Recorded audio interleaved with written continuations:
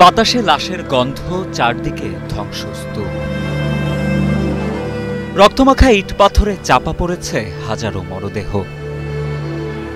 দুধের শিশু হারিয়েছে মা, বোন হারিয়েছে ভাই। খাদ্য, পানি, বাসস্থান বা বেঁচে থাকার আশা কিছুই নেই এখানে। মৃত্যুপুরীতে পরিণত হয়েছে গোটা শহর।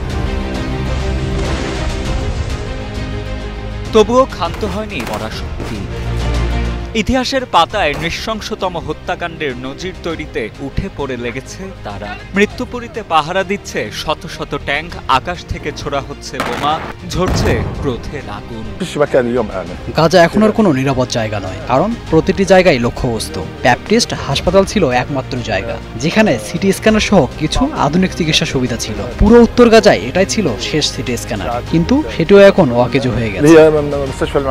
ইসরায়েলের লাগাতার হামলায় কার্যত অচল হয়ে পড়েছে গাজা উপত্যকা। যতই দিন গড়াচ্ছে ততই সংকটাপন্ন হয়ে উঠছে গাজাবাসীর জীবনযাপন। হামলার ফলে ত্রাণ এবং জরুরি সামগ্রী পৌঁছানোর সব সম্ভাবনা বর্তমানে নস্যাৎ হয়ে গেছে। খাদ্য, চিকিৎসা এবং অন্যান্য মৌলিক অধিকারও ক্ষুণ্ণ হচ্ছে যুদ্ধ বিধ্বস্ত গাজায়।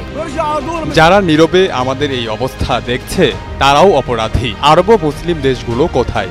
গাজার মানুষ কি মুসলমান নয়? তারা কেন আমাদের পাশে দাঁড়ায় না? আমাদের খাবার নেই, পানি নেই, গাজার মানুষ অনাহারে দিন কাটাচ্ছে। গত 12 এপ্রিল ইসরায়েলের হামলায় পুরোপুরি ধ্বংস হয়ে যায় গাজার আল আহলি আরব ব্যাপটিস্ট হাসপাতালের জরুরি ও রিসেপশন বিভাগ। এছাড়া অন্যান্য অংশেও ব্যাপক ক্ষয়ক্ষতি হয়। সম্প্রতি হাসপাতালটির স্বাস্থ্য কর্মকর্তাদের বরাত দিয়ে এসব তথ্য নিশ্চিত করেছে কাতার ভিত্তিক সংবাদ মাধ্যম আল জাজিরা।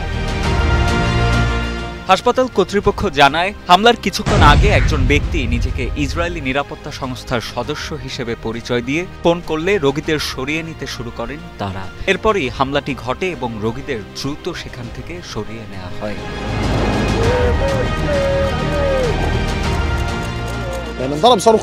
আমরা ঘুমিয়েছিলাম, তখনই জোরে একটা বিস্ফোরণের শব্দ হয়। কাঁচ ভেঙে পড়ে, সবাই আতঙ্কে ছোটাছুটি শুরু করে। একটা হাসপাতালে যেখানে রোগী ভর্তি, সেখানে কিভাবে হামলা চালানো হয়? গাজার সরকারি মিডিয়া অফিসের তথ্য বলছে 2023 সালের অক্টোবর থেকে এ পর্যন্ত গাজার মোট 36টি হাসপাতালকে লক্ষ্যবস্তু করে হামলা চালিয়েছে ইসরায়েলি বাহিনী।